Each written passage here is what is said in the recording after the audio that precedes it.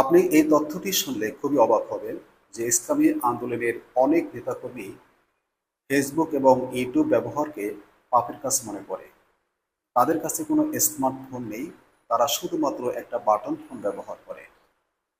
Facebook কিভাবে চালাতে হয়, ইউটিউব কিভাবে চালাতে হয় সেটি তারা জানেন না, এবং জানলেও সেখান থেকে তারা বিরত থাকে পাপ হবে মনে করে।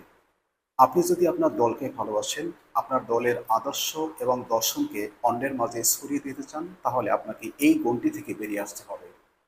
আপনাকে মনে রাখতে হবে যে দলের প্রচার এবং প্রসারের জন্য নেতাকর্মীদের ভূমিকা অগ্রগণ্য। আপনি যদি আপনার দলকে সামনে এগিয়ে নিতে চান, আপনার দলের প্রসার চান, প্রচার চান, তাহলে অবশ্যই আপনাকে এই অবস্থা থেকে বেরিয়ে এসে ফেসবুক, ইউটিউব চালানো শিখতে হবে।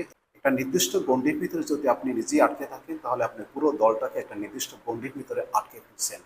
এই অবস্থা থেকে যদি আপনি বেরিয়ে আসতে না পারেন, তাহলে অন্যান্য রাজনৈতিক দলের সাথে আপনি কম্পিট করে পারবেন না।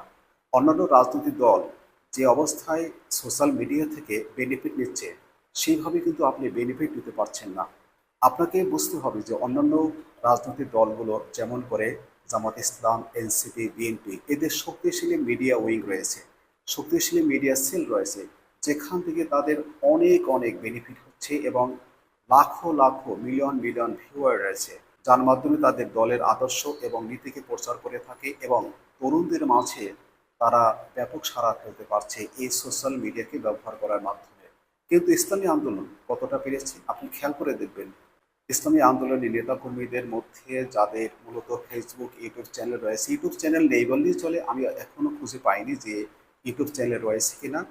কেন্দ্রীয়ভাবে যারা নেতৃস্থানীয়, এদের অনেকেরই ফেসবুক পেজ রয়েছে এবং তারা সক্রিয় ভূমিকায় আছে, কিন্তু এই পেজগুলোকে আরও সক্রিয় থাকতে হবে। বিশেষ করে ইসলামী আন্দোলনের যে মিডিয়া উইং রয়েছে, এই মিডিয়া উইংকে আরও শক্তিশালী করতে হবে। এ ব্যাপারে নেতাকর্মীদের নির্দেশনা দিতে হবে, যাতে করে ইসলামী আন্দোলনের পক্ষে যেসব ফেসবুক পেজ রয়েছে, যেসব ইউটিউব চ্যানেল রয়েছে, এগুলোকে প্রমোট করার জন্য।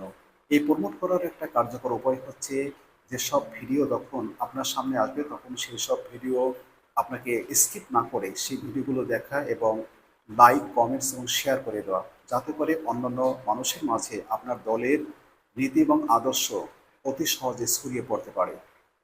আপনাকে মনে রাখতে হবে যে একটা রাজনৈতিক দলের প্রসার এবং প্রচার শুধুমাত্র অন্য কোনো মিছিল মিটিংয়ের মাধ্যমেই সম্ভব নয়। এটাকে বিভিন্ন মাধ্যম ব্যবহার করে মূলত ছড়িয়ে দিতে হবে, এবং আপনার দলের নীতি এবং আদর্শকে অন্যের মাঝে ছড়িয়ে দিতে না পারলে আপনার দল একটা নির্দিষ্ট গণ্ডির ভিতরে আটকে যাবে, সেখান থেকে কিন্তু বের হতে পারবেন না।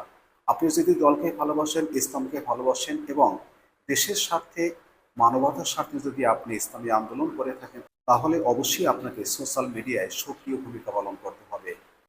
আরেকটা বিষয় হচ্ছে যে ইসলামী আন্দোলনের যে মিডিয়া উইং রয়েছে, সেই মিডিয়া উইংকে আরও কার্যকর করতে হবে। কারণ অন্যান্য যে দলের মিডিয়া উইংগুলো রয়েছে, সেই তুলনায় ইসলামী আন্দোলনের মিডিয়া উইংগুলো বা মিডিয়া সেলগুলো অতটা শক্তিশালী না। এ কারণে অনেক সময় দেখা যায় ইসলামী আন্দোলন অন্যান্য রাজনৈতিক দলগুলোর থেকে একটু পিছিয়ে থাকে মূলত প্রচার এবং প্রসারের ক্ষেত্রে। এই অবস্থা থেকে বেরিয়ে আসতে হবে, এবং নতুন করে নতুন উদ্যমে ইসলামী আন্দোলনের জন্য সকল নেতা কর্মীকে কাজ করতে হবে। যদি এই কাজগুলো সঠিকভাবে করতে পারে, তাহলে কেবল ইসলামী আন্দোলন আগামী দিনগুলোতে ছড়িয়ে পড়বে মানুষের মাঝে।